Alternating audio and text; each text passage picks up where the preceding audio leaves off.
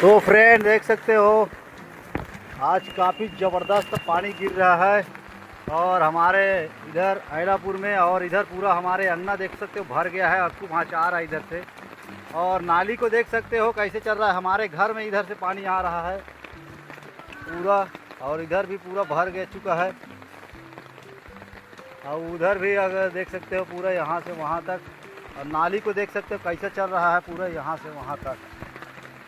ये वाला नाली है तो नाली फुल स्ट्रोक में चल रहा है अभी देख सकते हो पूरा भाग रहा है इधर से उधर।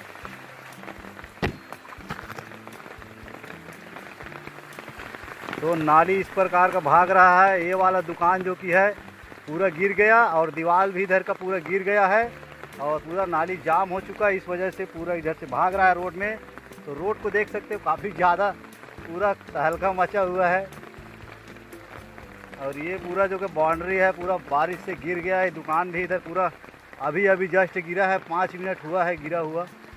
देख सकते हो भाई इधर पानी है पूरा बह रहा है पूरा रोड में और इधर भी से खलखल खलखल चल रहा है।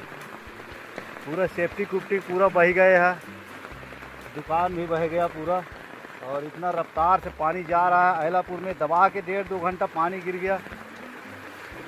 देख सकते हो काफ़ी ज़बरदस्त निकल रहा है।